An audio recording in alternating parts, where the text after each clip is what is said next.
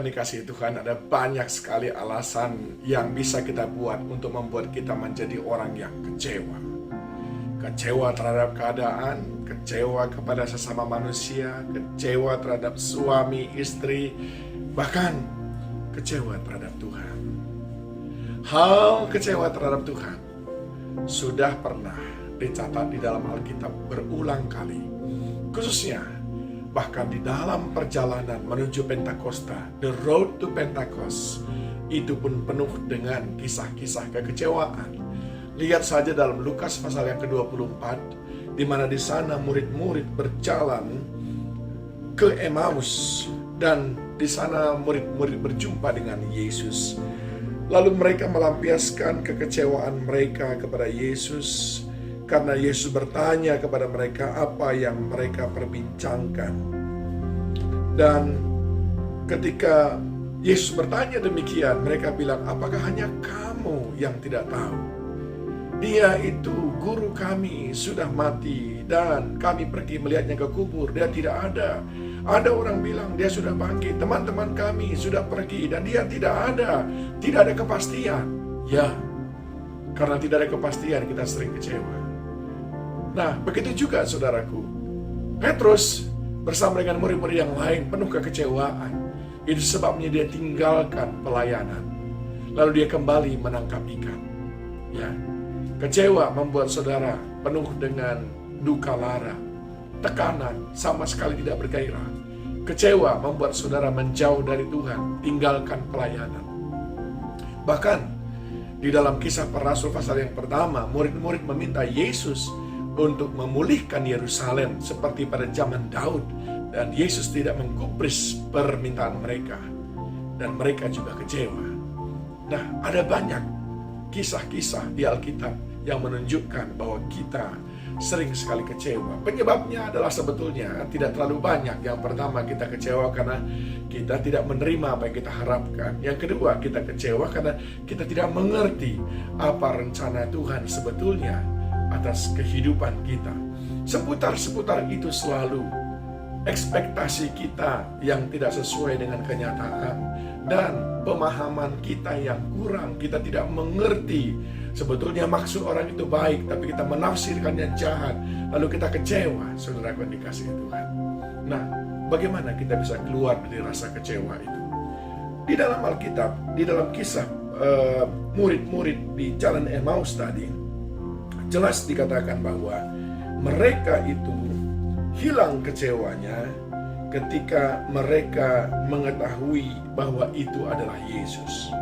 Ayat 31, ketika itu terbukalah mata mereka dan mereka pun mengenal dia, tetapi ia lenyap dari tengah-tengah mereka. Kata mereka seorang kepada yang lain, bukankah hati kita berkobar-kobar ketika ia berbicara dengan kita di tengah jalan dan ketika ia menerangkan kitab suci kepada kita?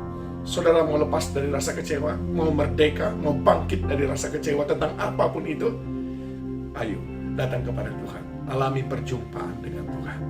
Dia yang menghiburkan hatimu, dan dia berkata, marilah kepadaku yang letih lesu, berbeban berat, yang kecewa, dia akan memberikan kepadamu sendosa. Yang kedua, bukan cuma mengalami perjumpaan dengan dia, tetapi ketika engkau merenungkan firman-Nya, Alkitab berkata, hati kita berkobar-kobar, rasa kecewa dihilangkan, sebab firman-Nya memberikan saudara nasihat demi nasihat, harapan demi harapan yang baru.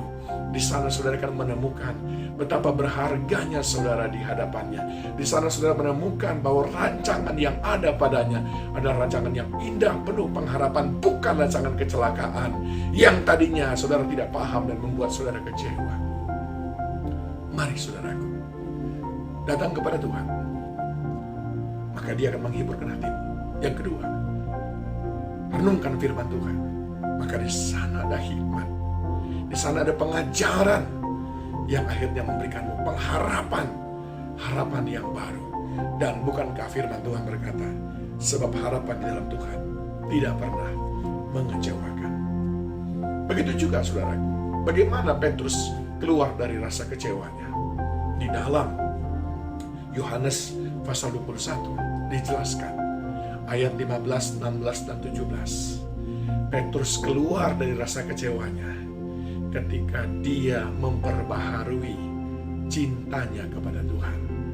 Saudara, kalau saudara itu memiliki hubungan dengan seseorang didasari oleh rasa cinta, bukan rasa untung-untungan, bukan rasa untung rugi, maka saudara menjadi orang yang tidak mudah kecewa. Karena cinta mengalahkan segalanya, termasuk mengalahkan kepentingan pribadi. 3 kali Yesus bertanya kepada Petrus, "Do you love me?" Apakah kau mengasihi aku? Karena Yesus ingin supaya Petrus bangkit dari rasa kecewanya dengan mengobarkan kembali cintanya kepada Tuhan.